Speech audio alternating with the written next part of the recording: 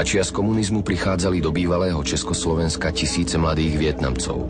Nenápadná menšina sa stala prirodzenou súčasťou krajiny a málo kedy vzbudí nejakú negatívnu pozornosť.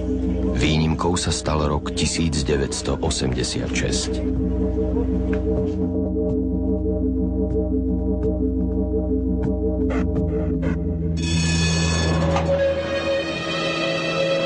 Babie leto roku 1986.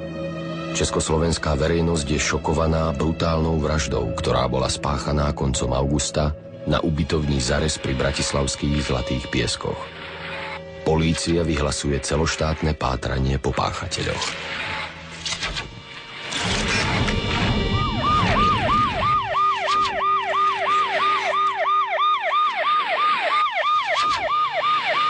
Skupiny imigrantov v akejkoľvek dobe a režime sú problémovými skupinami aj z hľadiska páchania trestného činu, aj z hľadiska toho, že sa môžu stať obeťami trestných činov. Títo naši páchatelia a obete pochádzali zo skupiny zahraničných robotníkov, ktoré v čase socializmu na základe tých medzinárodných dohôd dovážali do Československa, aby tu pracovali.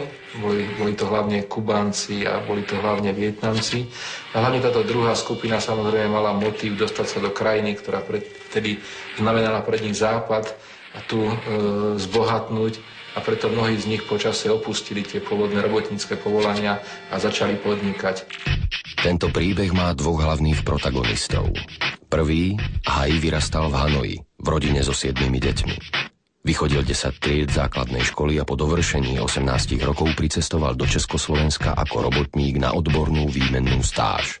Podobne ako mnoho iných jeho krajanov dostal zamestnanie v dečínskom závode. Vydržal v ňom pracovať 4 roky. Kolegovia na neho spomínali ako na introvertného samotára. Nebol veľmi komunikatívny ani spoločenský, mal skôr miernu povahu a pracovné povinnosti pri páse si svedomito plnil. V apríli 1985 odišiel na PN-ku a prekvapivo sa do práce nikdy nevrátil. Odvtedy sa túlal krajinou a živil sa predajom reťazok a digitálnych hodiniek. Pre príživníctvo mu vtedy hrozilo vyhostenie z krajiny. Dobre to vedel a tak sa ukrýval a prebýval u vietnamských kamarátov v rôznych ubytovniach. Slobodný a ľahkovážny život veksláka, ďaleko od domova, sa mu zapáčil. Druhý, Miň, pochádzal rovnako ako Hai z Hanoja. Do Československa prišiel ako 17-ročný. V dečínskej Sempre spoznal Fuka a Haja. Jeho záujem o prácu vo fabrike bol od začiatku minimálny. Často simuloval a za porušenie pracovnej dochádzky dostal niekoľko disciplinárnych trestov. Spolupracovníkom vo fabrike sa javil ako spoločenský, ale prchký. Bol výbušný, ťažko sa ovládal. Posledný mesiac pred zločinom sa v práci už vôbec neobjavil. V tom čase sa mu zapáčil bezstarostný životný štýl Haja. Ten ho pravdepodobne zasvetil do svojich obchodov. Spoločne sa túlali a vekslovali najmä v Čechách. Prespávali u kamarátov v ubytovniach po celej krajine. V tom čase sa v hlave Haja začína rodiť plán. 11.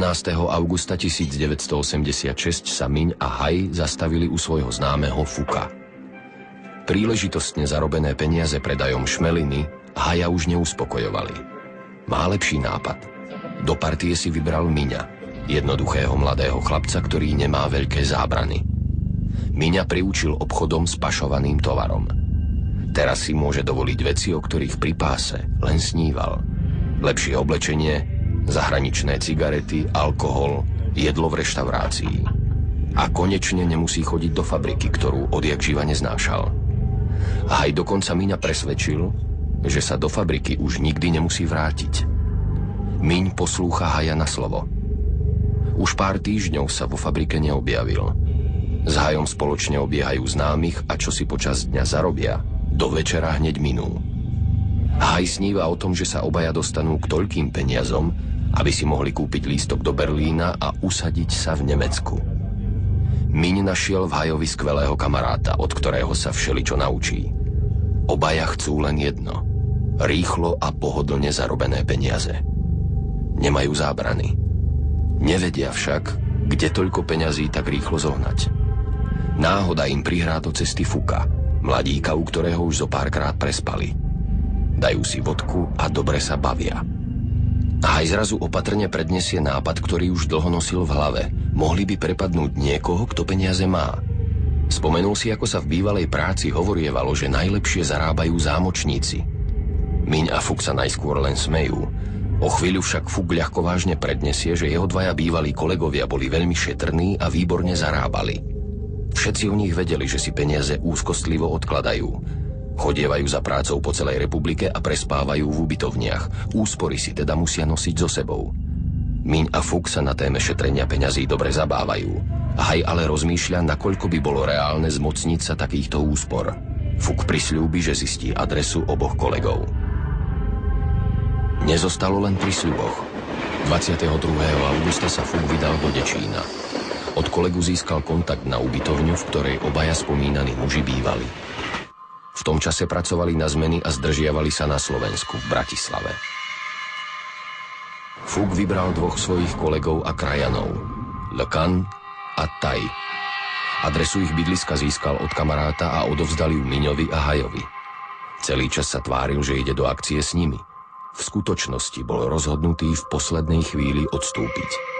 Jeho dôvody však nemali s morálkou nič spoločné. Všetci traja sme sa dohodli, že pôjdeme Le Cana a Taja prepadnúť a vezmeme im peniaze. Ale vtedy sme boli opití, žartovali sme. Keď som však pochopil, že to Haj a Miň myslia vážne, dostal som strach. Fukova obhajoba však nebola dôveryhodná. Keď pre kamarátov získal adresu budúcich obetí, musel predsa chápať, že prepadnutie myslia vážne. Teda vedel som, že to chcú urobiť, ale ja som dostal strach. Le Can a Tai pochádzajú z tej istej provincie Lac Dong Lam-dong ako ja. Kamarátili sme sa ako krajania. Keby sa náhodou dozvedeli, že som v ich okradnutí mala ja prsty, určite by to povedali doma. Ich rodina by sa potom pomstila mojej rodine, ktorá tam býva. Celú moju rodinu by asi napadli. Vo Vietname to býva zvykom. A ja som sa chcel oženiť a vrátiť sa domov. Rozhodol som sa, že s nimi nepôjdem a vyhovorím sa na chorobu mojej snúbenice Lio. Ona ležala vtedy v nemocnici. Adresu som im už nemohol zobrať, ale aspoň som s nimi nešiel. Fuk myslel predovšetkým na seba. Vedel o plánovanom prepade, ale neurobil nič, čo by zločinu zabránilo. Nebol som si istý, nepredpokladal som, že odídu hneď v noci do Bratislavy. A už vôbec som si nemyslel, že to tak dopadne. O tom, že Miň a Haj odídu Taja a Le Cana prepadnúť, vedel Fuk veľmi dobre. Večer 25.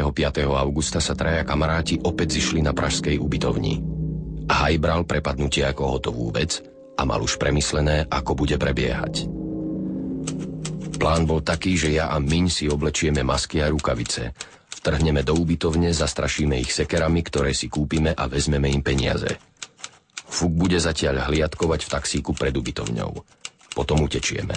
K nejakému fyzickému násiliu ani nedôjde. Fuk bol už rozhodnutý, že do takéhoto kšeftu nepôjde. Bál sa to však povedať priamo a tak sa vyhovoril na svoju snúbenicu Lio a jej chorobu.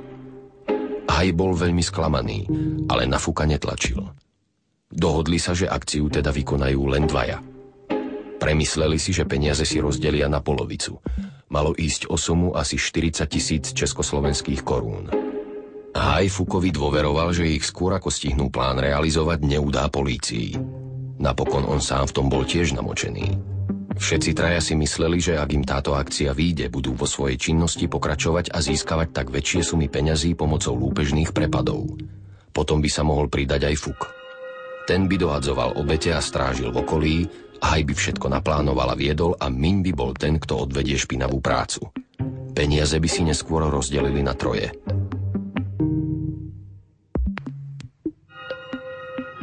Miň a Tai teda odcestovali do Bratislavy nočným rýchlikom. V skorých ranných hodinách dorazili na hlavnú stanicu.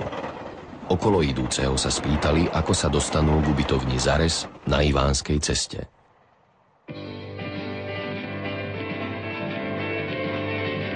...27. augusta 1986.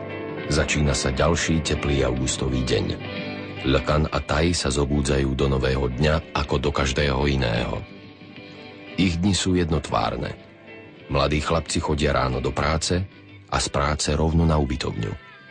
Väčšinu svojich peňazí odkladajú a možno preto sa o nich medzi kolegami hovorí, že sú lakomí. Táto vlastnosť ich spája.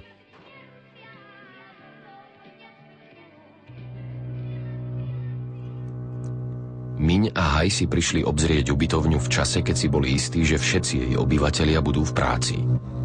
Už prvý pohľad na budovu, kde si na konci mesta im našepkal, že ich pri ich čine asi nikto nezbadá a nebudú ani rušení. Dokonca by sa mohli vlúpať dnu aj hneď, prehľadať izbu a vziať peniaze. Od Fuka však vedia, že Tai a Le Can sú maximálne opatrní a úzkostliví. Všetko, čo počas 5 rokov práce v Československu ušetrili, nosia neustále pri sebe na tajných miestach. Preto je nevyhnutné, aby na nich počkali. Poloha ubytovne je ideálnejšia, než dúfali. Zrazu sa im samo ponúka to, čo dovtedy neplánovali a neodvážili sa nahlas vysloviť. V obchodnom dome Prior v domácich potrebách si kupujú čierne rukavice, silikónový povraz a 2 sekery. Za nákup zaplatili asi 100 korún. Všetky predmety uložili do modrej tašky.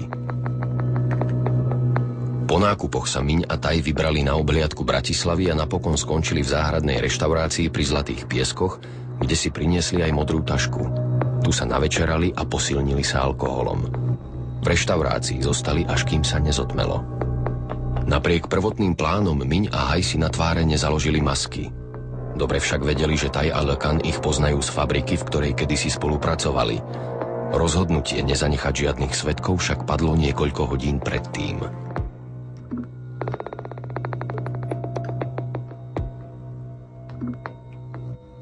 Le Can a Tai sa na ubytovňu vrátili vo večerných hodinách. V ten večer k ním náhodou pribudol aj kolega, 24-ročný Slovák Ján Tomčík, ktorý nemal kde prespať. Keďže na ubytovni bola voľná 3. posteľ, vietnamskí kolegovia mu ponúkli ubytovanie na pár nocí, skôr než ho znovu odvolajú na prácu na sever Slovenska. Všetci traja boli unavení a postupne sa uložili spať.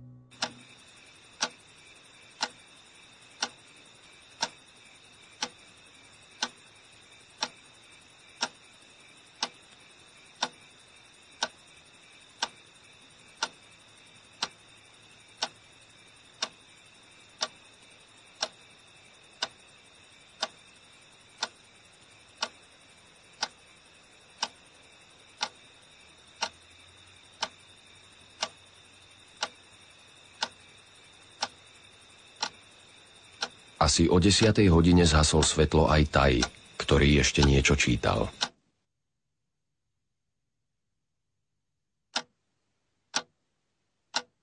Asi pol hodinu pred polnocou vošli do ubytovne Miň a Haj. Klopali na niekoľko dverí, keďže zvnútra nevedeli odhadnúť, v ktorej izbe Tai a Le Can bývajú.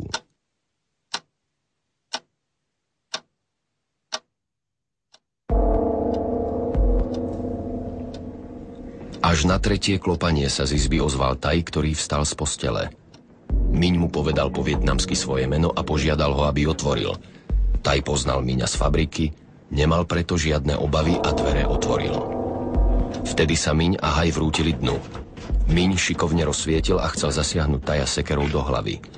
Tai však pohotovo uhol a sekera sa mu zaťala do ramena. Padá na zem. Miň a Haj sú prekvapení prítomnosťou Slováka Tomčíka, ktorého v izbe nečakali. Obaja sa na neho vrhnú a niekoľkými údermi do hlavy ho zabijú. Tomčík je na mieste mŕtvy. Keď Le Can a Tai kľačia na zemi, Miň a Haj ich poviažu povrazom, ktorý si doniesli. Ide im predovšetkým o peniaze. Haj sa ich pýta, kde majú odložené úspory. Le Can prizná, že má peniaze zašité v spodkoch. Miň nájde asi 20 000 korún. A Haj nachádza približne rovnakú sumu v montérkach ležiacich na stoličke v kuchynke. Le Can a Tai sú na smrť vystrašení a prosia oboch páchateľov, aby ich nezabíjali. Požiadajú ich, aby mohli aspoň napísať list domov na rozlúčku so svojimi rodinami. Haj a Miň na ich prosby nereagujú. Miň jednoznačne skonštatuje, že oboch musia zabiť. Rozhodnutie je nezvratné. Tomčík je mŕtvy a obaja páchatelia sa ani nesnažili skryť svoju totožnosť. Poviazaným obetiam dajú do úst povrazy a zaženú sa po nich sekerami. Mladí muži nemajú žiadnu šancu, nemôžu sa vôbec brániť. Je koniec. Tai a Le Can sa nehýbu. Potom im vypichli oči.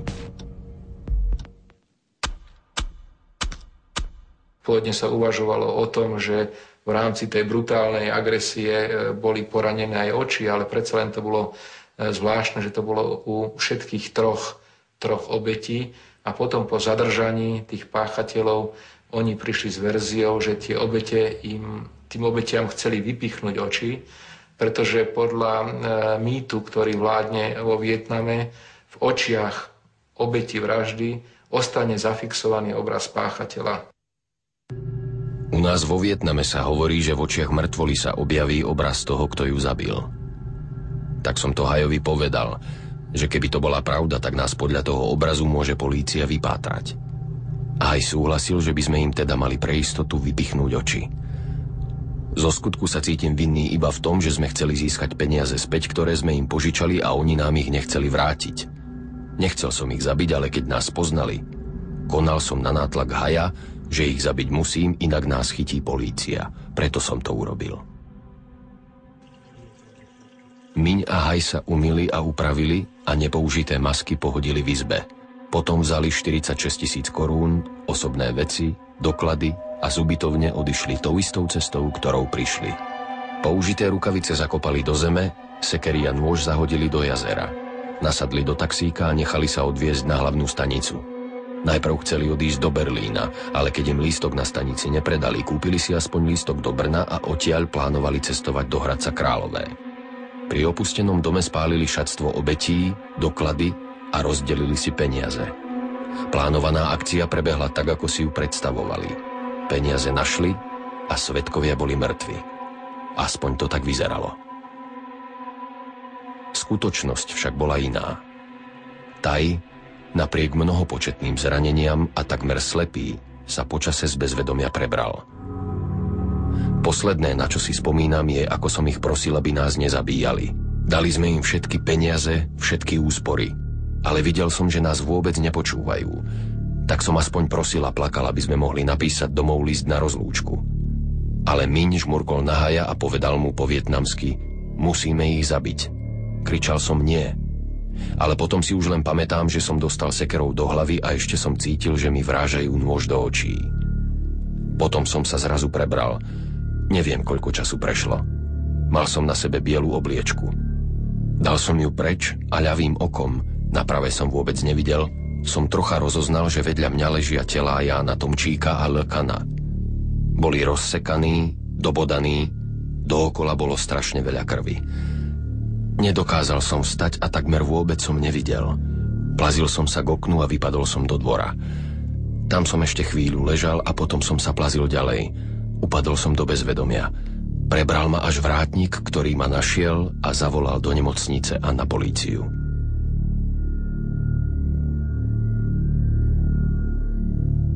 Tým, že oni naozaj pôvodne chceli hlavne vystrašiť tie obete, tým, že by ich prepadli, poviazali a že by tie masky pôsobili na nich tak viac ako odstrašujúca, mali väčší strach a prezradili im, kde majú ukryté tie peniaze.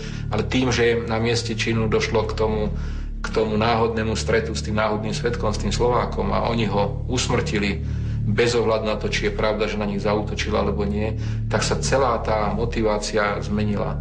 A práve preto hovoríme, že ten pôvodne jasne zištne motivovaný trestný čin, či už to bola plánovaná vražda alebo nie, sa zmenil hlavne na kryciu vraždu. Keď oni museli potom tých dvoch, museli z ich hľadiska, museli tých dvoch svedkov vietnamských usmrtiť. Babie leto roku 1986. Československá verejnosť je šokovaná brutálnou vraždou, ktorá bola spáchaná koncom augusta na ubytovni pri bratislavských Zlatých pieskoch. Polícia vyhlásila celoštátne pátranie po páchateľoch. Prvým je 22-ročný Tran Quang Hai, občan Vietnamskej socialistickej republiky. Miesto jeho pobytu už dlhšie nie je známe. Druhým hľadaným je jeho rovesník, krajan a spolupracovník z dečínskej fabriky Nguyen Xuan Minh. Pri vyšetrovaní sa našli tieto dôkazy. Z jazera bola vylovená sekera a nôž, na ktorej sa našli chumáče vlasov a krvi patriace Jánovi Tomčíkovi. Služobný pes objavil v blízkosti jazera zahrabané čierne rukavice a zdrhovadlá, na ktorých bola v oblasti prstov a dlaní prítomná ľudská krv rovnakej krvnej skupiny, ako mali obete. Na mieste činu páchatelia zanechali masky. Poškodený Taj spoznal oboch páchateľov a identifikoval ich. Dňa 21. septembra 1986 boli obaja, Miň aj Haj, zadržaní na Morave v meste Gottwaldov, dnešnom Zlíne. Za ulúpené peniaze si nakúpili moderné oblečenie, luxusný alkohol a cigarety. Práve sa chystali na večernú akciu a diskotéku. Vyšetrovateľom obaja svorne tvrdili, že peniaze, ktoré ulúpili, im patrili. Le Can a Taj si od nás niekoľkokrát prevzali tovar, hodinky a reťazky v hodnote asi 40 000. Zisk z predaja nám však nevrátili. To bol dôvod, prečo sme šli dlh vymáhať. Zo skutku, ktorými je kladený za vinu, sa cítim byť vinným. V skutku sme sa dopustili len preto, že sme boli nahnevaní, že aj napriek viacerým našim výzvam nám Le Can a Taj nevrátili peniaze, ktoré nám patrili. Bol tak porušený zákon obchodu a zisku. V tomto sa Miň a Haj zhodli, ale v ďalších detailoch sa ich výpovede rôznili. Obaja páchatelia počas svojho vyšetrovania svoju výpoveď ešte niekoľkokrát pozmenili. Na súde Miň tvrdil, že do vraždy ho nútil Haj. Haj priamo na súde svoju výpoveď opravil a priznal, že peniaze, po ktoré si do ubytovne prišli, im nikdy nepatrili a išlo len o súkromné úspory Le Cana a Taja. Z vyšetrovania neskôr vyplynulo, že mali aj tretieho komplica. Bol ním 23-ročný Nguyen Van Phuc, ktorý bol zadržaný v novembri 1986. Aj Phuc niekoľkokrát pozmenil svoju výpoveď, v ktorej sa snažil obhájiť vymyslenými a zdeformovanými skutočnosťami. Potvrdil však správnosť policajnej dedukcie. Nešlo o vyrovnávanie účtov za dlhy. Priznal, že zadovážil obom páchateľom typ na Le Cana a Taja a zohnal im aj adresy. Ani jeden z páchateľov netrpel žiadnou duševnou chorobou či zaostalosťou, ktorá by bola predpokladom, že nedokážu rozoznať skutočnú závažnosť svojho konania. Ani jeden z nich nebol pod vplyvom väčšieho množstva alkoholu. Vražda bola dlhšie pripravovaná. Miň a Haj mali jediný motív – získať úspory svojich obetí. Miň ani Haj nepociťovali do poslednej chvíle skutočnú ľútosť nad zločinom, ktorý spáchali. Viac ľutovali fakt, že vraždu nevykonali tak, aby neboli odhalení. V osobnosti oboch sme zistili, že sú to ľudia agresívni, ľudia, ktorí málo prežívajú emócie, ktorí sú schopní veľkej tvrdosti a krutosti. A to snáď aj vysvetľuje to veľmi, veľmi brutálne zachádzanie aj s tým náhodnou obeťou, aj s tými dvomi poškodenými, ktorých pôvodne chceli obrať o tie peniaze. Miň a Haj boli obvinení z trestného činu príživníctva, trestného činu lúpeže, pokusu o trestný čin vraždy a zdvojnásobnej brutálnej vraždy. Rozsudok vyniesli v januári roku 1987. Nguyen Van Phuc bol za úmyselnú pomoc k trestnému činu odsúdený na 6 rokov odňatia slobody v prvej nápravno-výchovnej skupine a trest vyhostenia. Tran Guang Hai bol odsúdený na výnimočný trest smrti. Nguyen Xuan Minh odsúdený na výnimočný trest smrti. Oni si uvedomovali, že môžu sa trest smrti a sami sa vyjadrovali v tom slova zmysle, že to trošku aj očakávajú. A nakoniec, pokiaľ viem, aj trest smrti im bol udelený. Ale myslím, že viac menej z politických dôvodov bol neskoršie zmenený na výnimočný trest. Myslím, že to bolo 25 rokov pre oboch páchateľov. V roku 1986 prípad vraždiacich vietnamských mladíkov na Zlatých pieskoch šokoval celú krajinu. Opäť sa bohužiaľ potvrdilo, že brutálne činy a kruté násilie zo zištných dôvodov sa netýkajú len tzv. Buržoáznej kapitalistickej spoločnosti. V rámci priateľskej pomoci medzi krajinami pozvalo vtedajšie Československo mladých Vietnamcov do európskej krajiny pracovať a vzdelávať sa. Oni si vybrali inú cestu. Pre peniaze zradili a zavraždili vlastných druhov, kamarátov a krajanov. Na sklonku československého socializmu sa zas pripomenula ľudská vlčia povaha, schopná najbrutálnejších činov. Pre peniaze. Ľahko a hoci aj krvavo získané peniaze.